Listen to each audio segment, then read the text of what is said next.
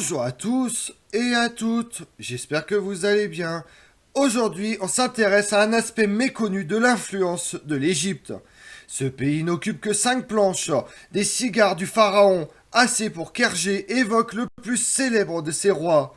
Mais depuis, la science a percé les secrets qu'il gardait dans sa tombe soupçonnée, engendré une malédiction sur quiconque l'ouvrira. Partons ensemble sur les inspirations du pharaon données à Tintin. L'aviez-vous remarqué, tout au long des 127 pages de l'album noir et blanc paru en 1934, pas la moindre pyramide à l'horizon? On a l'impression que Hergé réduit l'Égypte à la portion congrue alors qu'à l'époque les pyramides sont très à la mode suite à la découverte du tombeau de Toutankhamon par Howard Carter, l'égyptologue anglais qui avait été chargé d'effectuer ses fouilles par Lord Carnarvon. De plus, on parle aussi beaucoup de l'Égypte en raison de la malédiction du pharaon, appelée aussi malédiction de Toutankhamon, à laquelle Philémon, Cyclone, fait allusion dans Tintin. Les médias et les journaux de l'époque relaient abondamment la légende de la malédiction. Les pyramides, si chères au lecteur occidental des années 30, ne font même pas partie du décor de la première édition des cigares du pharaon. Elles n'apparaîtront que dans la version en couleur parue en 1955, soit 22 ans après. Encore sont-elles placées au milieu de dunes, suivant une représentation exotique faisant fi de la réalité. Les pyramides de Gizeh, Khéops, Képhren et Mykérinos, ainsi que le Sphinx, sont construits sur un plateau rocheux situé à quelques kilomètres du Caire. Enfin, signalons pour être tout à fait précis que si aucune pyramide n'apparaît dans l'album noir et blanc Hergé, les a quand même représentés sur la superbe couverture du petit 20e du jeudi 12 janvier 1933, lors de la prépublication de l'aventure. Cette nouvelle aventure naît à une époque où la fascination pour l'Égypte antique est très forte en Belgique comme en Europe de l'Ouest. En 1923, la reine belge Élisabeth de Bavière est parmi les premières à visiter le tombeau de Toutankhamon, découvert l'année précédente par l'archéologue britannique Howard Carter. Elle soutient également la création d'une fondation à son nom par l'égyptologue Jean Capart. Philippe Gaudin considère d'ailleurs que c'est ce dernier qui est à l'origine de la fascination d'Hergé pour l'Égypte. À travers les ouvrages qu'il destine au grand public et dans lesquels Hergé puise sa documentation. Au printemps 1930, la reine entreprend un nouveau voyage en Égypte, accompagnée cette fois du roi Albert. Le couple royal visite notamment le site des pyramides et du Sphinx de Gizeh, où de nouvelles fouilles archéologiques ont été menées, ainsi que dans le tombeau de Ramsès Ier. L'intérêt pour l'Égypte antique est aussi renforcé par la très médiatisée malédiction de Toutankhamon, qui prend corps après les décès de plusieurs membres de l'équipe d'archéologues ayant exhumé la momie. Ce thème est alors repris par de nombreux écrivains, comme Agatha Christie, qui publie l'aventure du tombeau égyptien en 1923. Hergé s'en empare à son tour pour imaginer la malédiction du pharaon Kish-Oshk et mettre Tintin face aux momies alignées de 19 égyptologues. Dans le scénario imaginé par le dessinateur, ce tombeau est en fait le repère d'une bande internationale de trafiquants en tout genre, un thème récurrent de la presse de droite pour laquelle Hergé travaille. La Méditerranée, la péninsule arabique, les Indes britanniques, les cigares du pharaon nous font voyager à un rythme plus haletant que toutes les autres aventures de Tintin.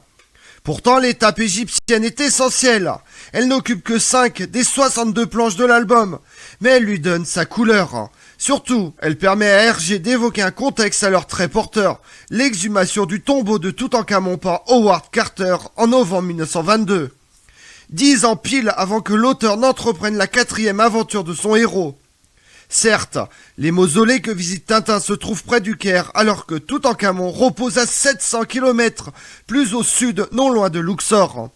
Mais pour ces spécialistes, il semble évident que le pharaon d'Hergé et celui de Carter ne font qu'un. En décembre 1932, lorsque le dessinateur débute la publication de son album, l'Europe est traversée par une seconde vague d'égyptomanie. La première avait fait suite à la campagne de Bonaparte en 1798 et à la publication à partir de 1809 de la description l'Égypte dont les planches eurent une influence considérable sur toutes les formes d'art. La découverte au cœur de la vallée des rois du caveau KV62 où reposait la momie d'un jeune pharaon relance la passion. et elle fut largement médiatisée, notamment grâce aux clichés pris par Harry Burton, le photographe de l'équipe, qui dévoile des milliers d'objets retrouvés dans la tombe. À partir de 1922, le détail de ce trésor funéraire s'égrène dans la presse durant plus de 10 ans, au fil du dégagement des différentes salles, de la numérotation des objets et de leur renvoi par bateau ou par train jusqu'au Caire. Dès sa mise au jour, le site devint une attraction touristique. À l'hiver 1926, il fait aller défiler quelques 12 000 visiteurs, si bien qu'au moment où paraissent les premiers épisodes des cigares du pharaon, rien n'est plus à la mode que le motif égyptien. Ce dernier inspire les collections des grands magasins, la haute couture, les créations de René Lalique. La malédiction de Toutankhamon, bien sûr, n'est pas pour rien dans cet intérêt renouvelé pour l'Égypte antique. Tout autant médiatisée, elle veut que quiconque entre dans son tombeau soit frappé de mort. Cette croyance enflamme les imaginations à partir d'avril 1923, à la suite du décès de Lord Carnarvon, le commanditaire des fouilles. En 12 ans, au moins 27 personnes proches de l'expédition décèdent de causes suspectes. L'écrivain Sir Arthur Conan Doyle, père de Sherlock Holmes, fut l'un des premiers à propager l'idée d'un sort ancestral destiné à protéger la sépulture. Agatha Christie s'en empare à son tour dans sa nouvelle L'aventure du tombeau égyptien publiée dès septembre 1923. Hergé lui s'en sert de fil rouge. Tintin se retrouve face aux momies alignées de 19 égyptologues dans leur cercueil, avec leur nom et date de décès, et de s'exclamer « Tous les savants qui ont violé la sépulture du pharaon Kishok, les malheureux, ils l'ont payé cher, leur découverte ». C'est l'occasion d'un jeu cocasse autour des savants momifiés. Lord Carnarvon, la momie numéro 19, évoque bien sûr Lord Carnarvon. L'Égypte est d'abord une toile de fond sur laquelle Hergé laisse parler son imagination. En regardant bien, on se rend compte que les hiéroglyphes de la planche 8 sont truffés de symboles anachroniques. Des guillemets, un point d'exclamation, un téléphone et une automobile. Et des pipes, dont la présence intrigue dans une histoire de cigares. Le dessinateur a aussi gardé en mémoire une théorie en cours à l'époque, qui veut que la mort des chercheurs soit due à des gaz dégagés par les bandelettes de la momie. L'image des gaz dans les bandelettes, d'où le morceau de bravoure onirique de la scène de l'asphyxie. Celle-ci montre que l'auteur a respecté certaines vérités archéologiques. Anubis, le dieu chien patron des embaumeurs, qui apparaît dans les clichés réalisés par Harry Burton du tombeau de Toutankhamon, y a toute sa place. Figure centrale du panthéon égyptien, il est celui qui guide l'âme du défunt lorsqu'il quitte le monde des vivants. De ce point de vue, sa présence au moment où Tintin est évanoui s'avère très pertinente.